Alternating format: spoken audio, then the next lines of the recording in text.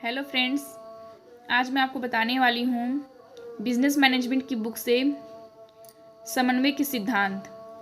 ये जो बुक है ये मैं पढ़ाई करती हूँ इस बुक से, और ये है राजीव बंसल एसबीपीडी का पब्लिकेशन। और इससे पहले मैं जो वीडियो बनाई थी उसमें मैं बताई थी मैनेजमेंट के जो टाइप्स हैं, कितने तरह के टाइप्स हैं उसके बारे में।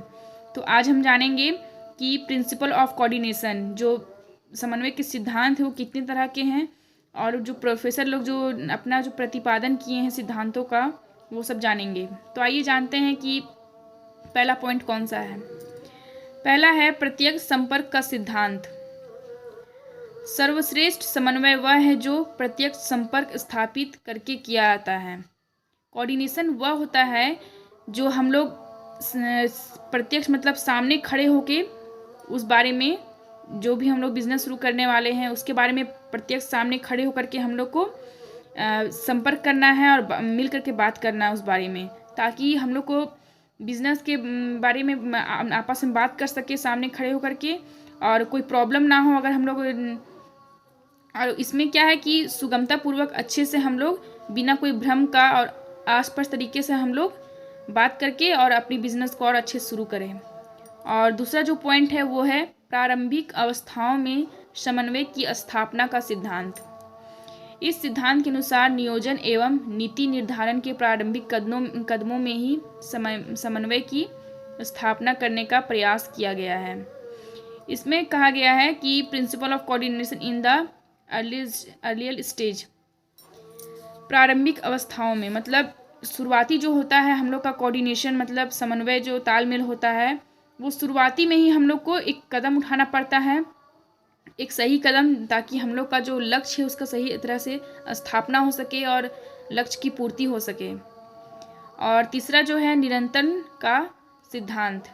इस सिद्धांत के अनुसार समन्वय का अंत 1 या 2 दिन में ही नहीं हो जाता, अपितु यह तो निरंतर प्रक्रिया है।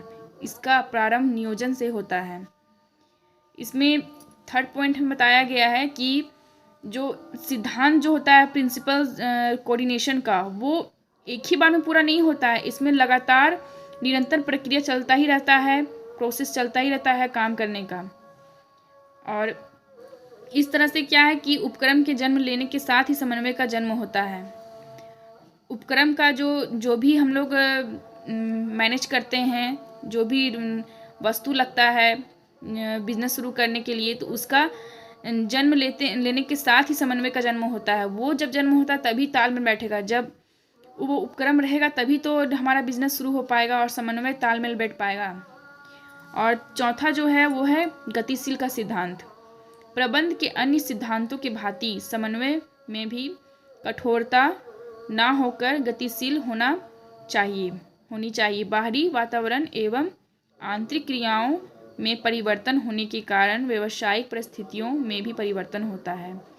जब भी हम लोग बिजनेस शुरू करते हैं और तालमेल बिठाने के लिए एक दूसरे में, इसमें कठोरता ना होकर, मतलब कि एक होता है ना कि गुस्सा ना कर कठोर नहीं बन करके उसमें गतिशील धीरे धीरे उसमें समन्वय स्थापित करना पड़ता है हम लोग को, ताकि जो आंतरिक क्रिया है, जो अंदर जो इंटरनल जो भी वर्क हैं वो सब में जो परिवर्तन होगा उससे हमारे जो बिजनेस में है उससे कोई प्रभाव ना पड़े।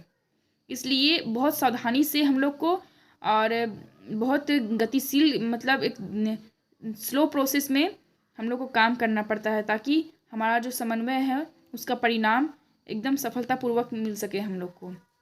तो ये रहा हम लोग का 4 जो पॉइंट है, 4 जो सिद्धांत है वो समन्वय का, प्रिंसिपल ऑफ कोऑर्डिनेशन। तो आज के लिए इतना ही। नेक्स्ट वीडियो में मैं इसके आगे बताऊंगी। Thank you.